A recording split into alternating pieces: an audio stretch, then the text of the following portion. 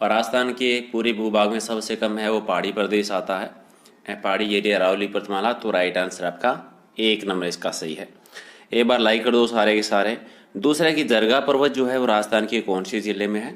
जरगा पर्वत है उदयपुर ज़िले में, झीलों की नगरी में। उदयपुर शहर की स्थापना की थी उदय सिंह ने 1559 में, आपको याद होगा। तीसरा आपका है कि रण क्षेत्र बाहुल्य जिला कौन सा है? किस जिले में सर्वाधिक रण क्षेत्र आता है? तो ये आता है पश्चिमी राजस्थान के जैसलमेर जिले में। सी आपका सही है। 4 नंबर है कि अरावली का जो तारागढ़ शिखर है वो कौन से जिले में है?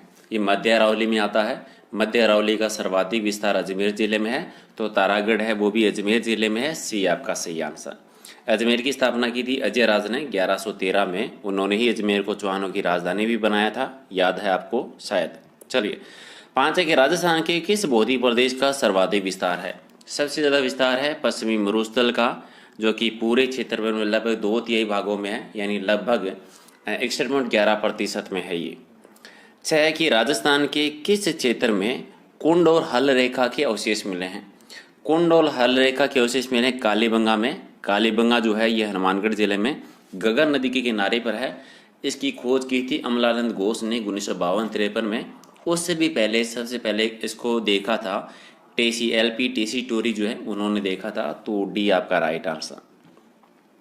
7 है कि राजस्थान से प्राप्त अशोक का भाबरू बैराट शिलालेख किसे संबोधित है? यह है पुरोहितों को। देखिए ये अशोक से रिलेटेड है। बैराट सभ्यता जो कि जयपुर में वहाँ पर मिले थे 2 शिलालेख, बाबरू का शिलालेख और बैराट शिलालेख।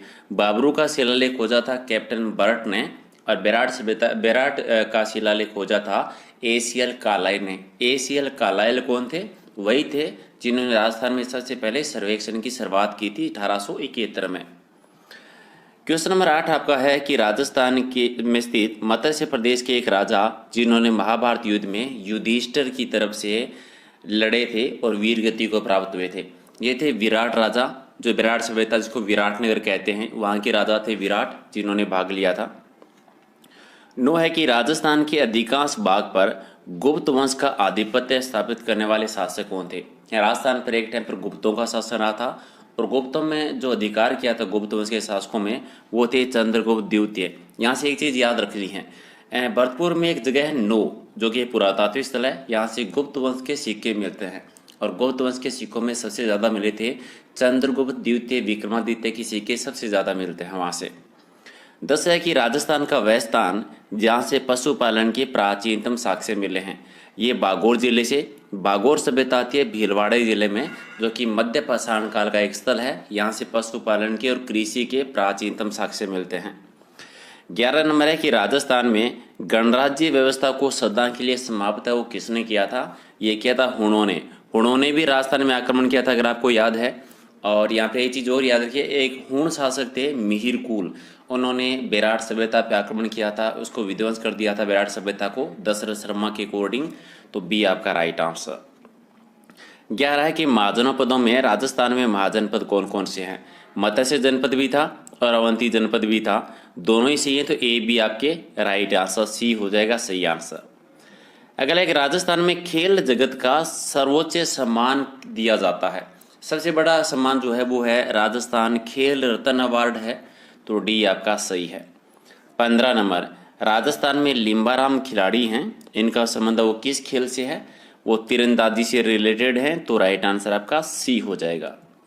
क्वेश्चन नंबर 21 है कि किस नदी को ऋग्वेद में सबसे पवित्र नदी माना जाता था? सबसे पवित्र नदी सरस्वती नदी को 1 number right answer. Question number 22 कि सिकंदर महान के आक्रमण के समय पंजाब से राजस्थान में स्थानांतरण करने वाली जातियां कौन सी थी? जब सिकंदर ने आक्रमण किया था तो पंजाब से कुछ जातियां राजस्थान में आ गई थी। कौन कौन सी? तो ये सारी जातियां आई थी। यहाँ पर चीजें याद रखनी है, क्या क्या रखनी है।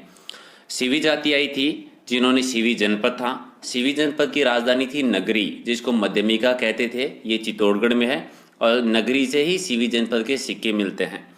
अर्जुनयन, ये अर्जुन के वंशज माने जाते हैं। ये पूर्वी राजस्थान में भरतपुर अलवर का जो एरिया है वहां पर आई थी।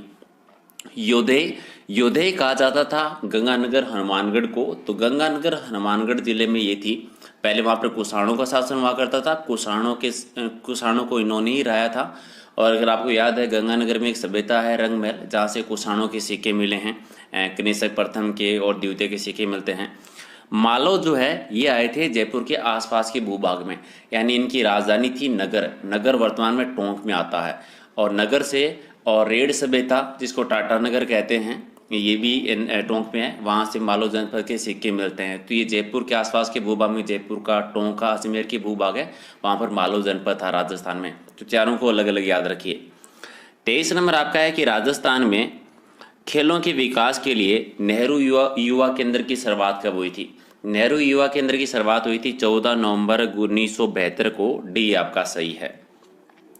24 नंबर कि राजस्थान में खेलों के विकास के लिए और खिलाड़ियों को प्रोत्साहन करने के लिए राजस्थान राज्य क्रीड़ा परिषद का गठन किया गया था।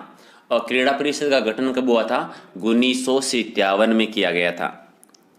नेक्स्ट आपका है कि राजस्थान में बास्केटबॉल की शुरुआत कब होती है? ये हुई थी 1948 में।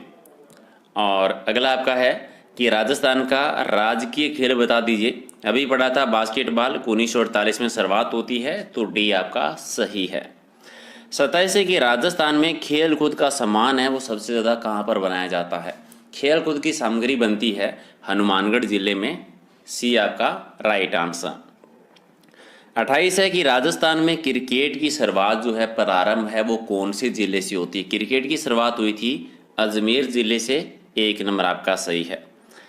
29 है कि राजस्थान में अर्जुन पुरस्कार के समान कौन सा पुरस्कार दिया जाता है?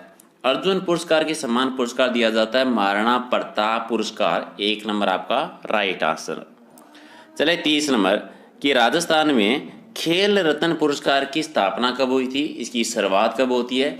खेल रत्न पुरस्कार की शुरुआत हुई थी 1994 में, 1994। सी आपका सही है। 31 नंबर की राजस्थान में लिम्बाराम जो है वो किस खेल में अंतर्राष्ट्रीय ख्याति प्राप्त की थी? हालांकि क्वेश्चन कर चुके हैं, रिपीट हुआ है, तो सारे ही सही कर दीजिए। तीरंदाजी से रिलेटेड है। सी आपका सही है। क्वेश्चन नंबर आपका 32 कि राजस्थान में सती प्रथा सबसे पहले और कन्यावध रोकने का प्रयास बताना है, ना कि गैर कानूनी, और ये जयपुर में हुई थी। सी आपका सही है। 33 है कि राजस्थान में एकीकरण के सप्तम यानी 7वें चरण में कौन कौन से क्षेत्र शामिल किए गए थे? 7वां चरण हुआ था 1 नवंबर 1956 को। इसमें अजमेर को मिलवाया गया था और सिरोही की आबू दिलवाड़ा तहसील को मिलाया गया था। यहाँ पर याद रखना है, सिरोही का विलय हुआ था 6ठे चरण में, लेकिन उस टाइम पर आबू दिलवाड़ा तहसील को बम्बई में मिला दिया गया था और वापस 7वें चरण में राजस्थान में विलय हुआ था उसका। 34 है कि राज प्रमुख का पद को समाप्त करके राज्यपाल का पद नाम कब दिया गया था? और ये 1956 में राज प्रमुख का पद समाप्त कर दिया गया था। मानसी द्वितीय आपको याद होंगे, जयपुर के शासक थे। ये बताना है कि वृहत राजस्थान के प्रधानमंत्री कौन बने थे? वृहत राजस्थान के प्रधानमंत्री बने थे हीरालाल शास्त्री जी। सी आपका सही है। 36 है कि राजस्थान में एकीकरण की प्रक्रिया की शुरुआत कब हुई थी? शुरुआत हुई थी 1948 से। 17-18 मार्च 1948 मत्स्य संघ बना था। अलवर, भरतपुर, धौलपुर, करौली और अलवर का जो नीमराना ठिकाना था उसको मिलाकर एक संघ बना था। के मुंशी की सिफारिश पर, आपको याद है। ठीक है, चलिए ये बताइए कि इनमें से कौन सा स्थल 1857 की क्रांति का केंद्र नहीं था? तो जयपुर में नहीं हुई थी, अजमेर में भी क्रांति हुई थी, नीमच में हुई थी, आवा में भी हुई थी। तो डी आपका सही है। 39 आपका है कि राजस्थान में विख्यात इतिहासकार जो एक समाज सुधारक भी रहे थे, तो ये थे हरविलास शारदा जी। हरविलास शारदा जी एक इतिहासकार भी थे, समाज सुधारक भी थे। उन्होंने एक एक्ट भी बनाया था, शारदा एक्ट, 1929 में आया था, जो लागू हुआ था 1 अप्रैल 1930 को। ठीक है, बाल विवाह को लेकर आपको याद है। तो कहाँ से बिलोंग करते थे? राजस्थान में अजमेर से बिलोंग करते थे ये। क्वेश्चन नंबर 40 है कि राजस्थानी रियासतों में सबसे पहले किस रियासत में प्रजामंडल की शुरुआत हुई थी? सबसे पहला प्रजामंडल बना था जयपुर का। कब? 1931 में बना था। हालांकि बाद में इसका पुनर्गठन हुआ था 36 में। 31 में बना था ये, और कपूरचंद पाटनी की अध्यक्षता में बना था। बाद में बूंदी की स्थापना हुई थी। चलिए नेक्स्ट आपका है कि राजस्थान में पत्रकारिता के भीष्म पितामह कौन कहलाते हैं? ये पंडित झाबरमल शर्मा जी को कहते हैं। एक आपका सही है। क्वेश्चन नंबर आपका 42 कि राजस्थान में 1857 के विद्रोह की शुरुआत कहाँ से हुई थी? नसीराबाद की छावनी से हुई थी। कब हुई थी?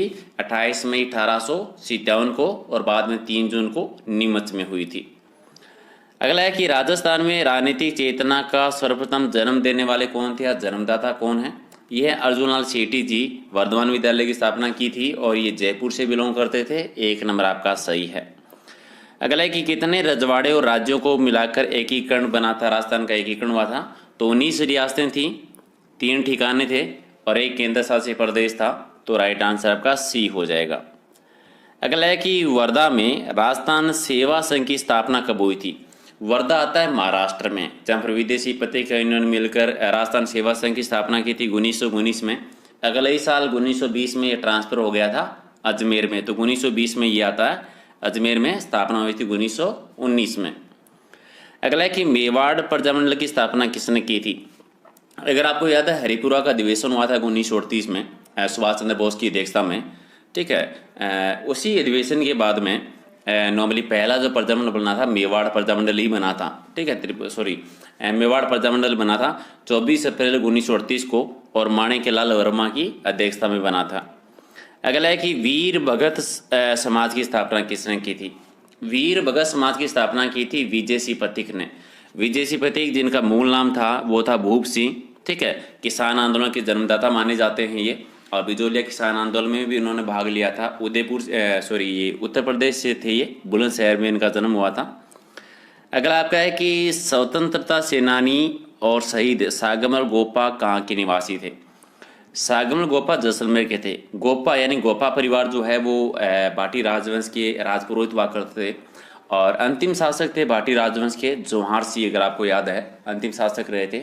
उन्हीं के शासनकाल की घटना है और इन्होंने 2 पुस्तकें लिखी थी, जैसलमेर में गुंडा राज और आज़ादी की दीवाने। उसी की वजह से इनको गिरफ्तार कर लिया गया था। एक पुलिस अधिकारी थे गुमान सिंह, उन्होंने इसको गिरफ्तार किया था और बाद में ये इनको मिट्टी का तेल छिड़कर जिंदा जला दिया था। तो किसके शासनकाल में घटना हुई थी ये भी याद रखिए और पुस्तकों के नाम भी याद रखिए। ये बताइए लॉर्ड हस्टिंग्स संधि स्वीकार करने वाली पहली रियासत कौन सी थी? सबसे पहले संधि की थी करौली रियासत ने। 1 नंबर आपका राइट आंसर। करौली के बाद में कोटा ने की थी और सबसे लास्ट में की थी सिरोही रियासत ने। अगला है कि 1857 में आउवा में किस ब्रिटिश पॉलिटिकल एजेंट की हत्या कर दी गई थी? हत्या हुई थी मोक मेसन की। अगर आपको याद है इनका सर काट कर आउवा के किले पर लटका दिया गया था। एक युद्ध हुआ था चेलाबास का युद्ध 18 सितंबर 1857 को, जिसको गोरे काले का युद्ध भी कहते हैं। एक साइड में क्रांतिकारी थे, ठाकुर को साहसी नेतृत्व कर रहे थे, दूसरी साइड में मोक मेसन थे और लॉरेंस भी थे, जॉर्ज पैट्रिक लॉरेंस, जो उस टाइम के राजस्थान में एजीजी थे। तो उनके मिलकर युद्ध हुआ था जिसमें हार गए थे ये और मोक मेसन मारा गया था। चलिए ये थे मोस्ट इंपॉर्टेंट 50 क्वेश्चन और कितने सही किए कमेंट करके बता दो। और